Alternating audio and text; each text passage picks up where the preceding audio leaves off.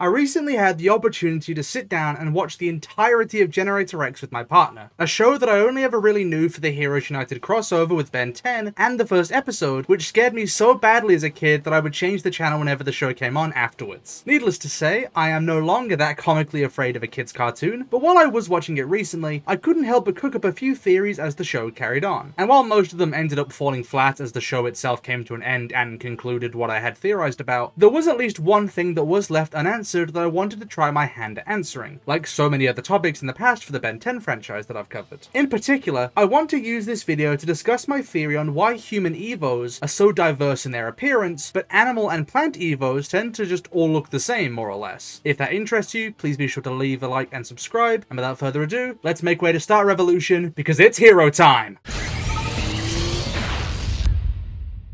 So first of all, before we get into any of the actual theory crafting itself, I feel the need to give a quick refresher on what Generator X is, because for some of you, if the last time you watched the show was when its finale first aired on TV, then the last time you would have seen this show would have been around March of 2012, which was over 13 years ago. If you've brushed up on your Generator X knowledge since, feel free to skip ahead to the timestamp on screen right now, but for those of you who need a quick recap, or for those of you who've just never seen the show at all, let's get right into that now. Generator X is set in a world 5 years after an event called the Nanite event, a gigantic explosion that caused these tiny nanomachines called nanites to spread across the entire planet and infect all living life, from plants to animals to humans. And I do mean all life. Only one guy, White Knight, is completely lacking in nanites, and that's because of a lab accident. He did have nanites beforehand, just not anymore. Either way, these nanites seemed harmless at first, but very quickly showed just how problematic they were, because these nanites can sometimes become overactive and result in their host transforming into something called an exponentially variegated organism, or an EVO for short. Some EVOs are mindless monsters, others retain their sense of selves, but all of them are the result of an individual's nanites going haywire within their bodies and causing seemingly random genetic mutations to occur en masse. Luckily, one EVO, a boy named Rex Salazar, has the power to cure EVOs, quote unquote, by reverting their nanites to their previous stable state, though this only works on some EVOs as others are just outright incurable so far. As you can guess, a lot of the story revolves around Rex tackling battles with various different EVOs and trying to search for a permanent cure to the entire problem as a whole, while his arch-enemy Van Kleis, who by the way is an absolutely gorgeous specimen, seeks to control this new EVO-filled world rather than fix it. Bing bang boom, that's all the context that you really need when going into this video, and now on to the actual discussion. So, before we can discuss the reason for why I think human EVOs are so much more diverse in appearance than animal or plant EVOs, let's first actually go over what these EVOs look like and why it clued me into something being afoot here. Out of every animal that is turned into an EVO throughout the series runtime, we see multiple EVO specimens for each of the following species. Chickens, or more specifically chicken eggs, some form of oceanic crustacean, which I think could possibly be a lobster or a crayfish, but that's just a shot in the dark. The Evo worms, which are clearly some form of earthworm Evo. The gelatinators, which are obviously a species of jellyfish Evo. The Healerfangs, which I think are Evo Healer monsters, just based on the name. There's these glowfish Evos. The Gnashed, which I assume are supposed to be Tasmanian devil Evos, or just rat Evos. There's a good few generic lizard Evos that we see. The Lomital, though these guys do reproduce asexually through binary fission, so them having little physical variation could possibly just come down to that. Multiple crocodile Evos, though most of them are confirmed to be the offspring of the largest known specimen, which is called Mel. The shoals of piranha Evos in the Amazon rainforest. The surprisingly dangerous giant rabbit Evos. The Rhinosaur, which are very clearly some kind of rhinoceros Evo. The Scorpius, which are obviously some form of scorpion Evo. Multiple snake Evos. There are these supposed stork Evos that I think look more like turkeys, but whatever. There's the Swarmers, there's the Toads, which sounds like a slur to me, but that is apparently the name of an Evo species, assumedly some kind of toad or frog.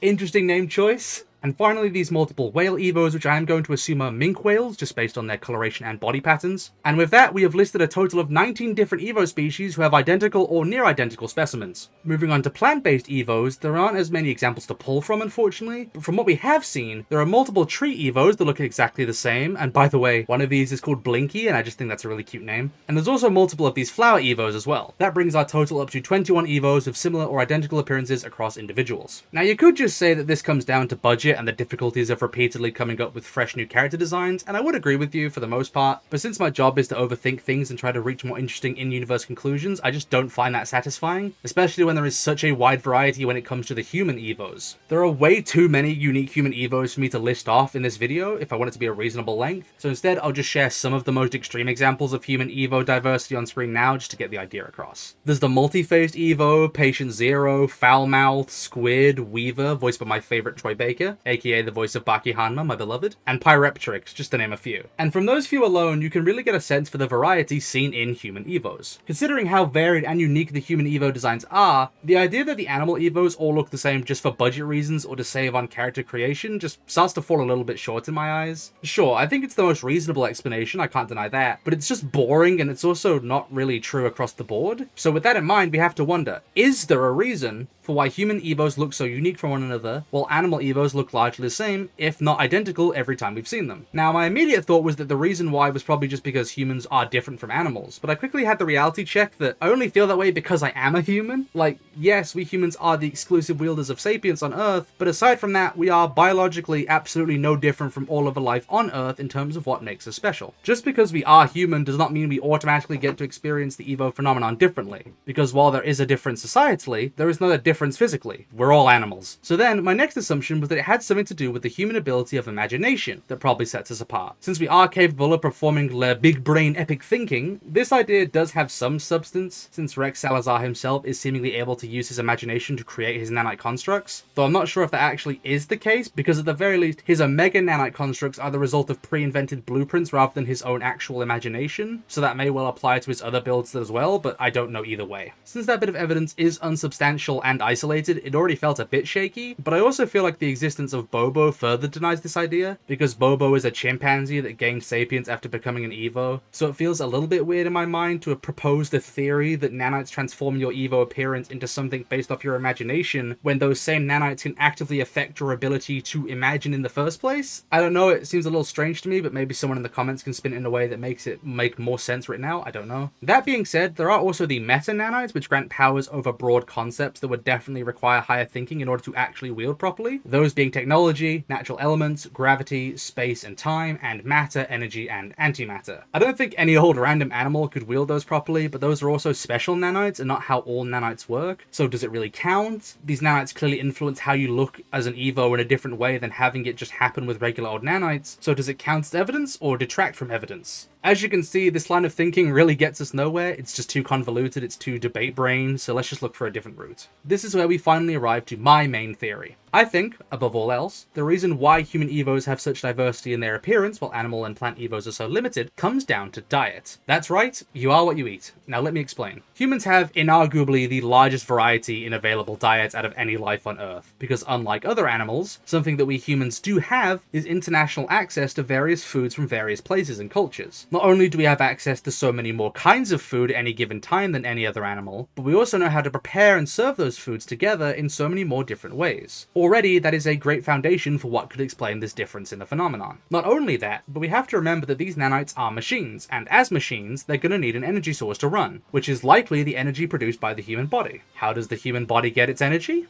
That's right, eating food. Since eating food allows our bodies to produce a chemical called ATP, or for the nerds out there, adenosine triphosphate. Not only have we now explained the reasons for the variety in appearances in human EVOs, but now we've answered where the energy for the nanites that cause EVOs to appear comes from. To further that idea, we should also recall that nanites travel through the bloodstream of a person, and which organ in the human body has the most blood vessels? The liver, not the stomach. But hey, that still works just fine, because the stomach and the liver share something called the gut-liver axis, which is essentially to say that these two organs work together. As the liver is responsible for producing the bile that helps break down the fats in the food you eat, it regulates the nutrients and energy that your body gets from eating food, and the microbiome of bacteria inside your gut can affect the health of your liver. That is to say, since these two organs benefit one another and influence one another so much, it's safe to say that they could be connected when it comes to the process of a creature turning into an EVO. And so the idea that one's diet influences their EVO form is still still very much applicable. On top of all of this, if we still want to cling to the idea that imagination is the key to why human EVOs are so different from other EVOs in terms of physical diversity, this idea of the stomach's importance still holds up, as, well, obviously the energy that your brain needs to think comes from eating. Have you ever tried to concentrate while on an empty stomach? It isn't easy. Now, there are a few big flaws in this idea, the first being that Rex Salazar and the other meta-nanite users have very machine-oriented appearances after becoming EVOs. But to be fair, there are numerous metals in the human body and in the food that we eat, such as sodium, calcium, potassium, copper, zinc, and iron, just to name a few. You could argue that, in the case of EVOs like these, those metals are literally becoming metal and turning the body into a robot as a result. Fascinating. It appears to be biomechanical. I must have a closer look at this one. But, to be fair as well, in the other direction, these guys all have very special types of nanites, those being the meta-nanites, which clearly are a lot different from regular nanites, as I have said before. So the way they influence your body after becoming an EVO may be different, since the Master Control nanite was literally able to psychically communicate with Rex. Most nanites don't do that, as far as I remember. The other issue is that some life forms which can become EVOs just don't even have stomachs, such as the plant EVOs. However, I think this actually lends to the theory rather than hinders it. Without the existence of a stomach that would allow them to have a more diverse diet, life forms would become less varied upon becoming an EVO if one's diet truly is the cause for what they change into. And again, since humans have access to way more food than anything else on the planet, this would set them apart. This is why humans can have plant-like changes, animal-like changes, or just become weird blob things or metal constructs. Our palette is so vast that there is just so much to draw from, especially since nanites clearly cause your DNA to be altered through mutations, and eating food does put the DNA of other beings into your body in some sense, thereby giving the nanites more material to go haywire with and mess around with. But with all of that said, that is about all I have to say with this theory. Let me know your own thoughts and theories in the comments below, and comment if you want to see more Generator X videos, because this was a nice change of pace from the usual Ben 10 stuff. Please be sure to leave a like and subscribe. Let me give a huge shout out to all the lovely channel members who help support the channel and keep a roof over my head. Helps a lot. Thank you so much to Dennis for editing, and with all of that said, I'll be seeing you all next time. Adios, fellow heroes.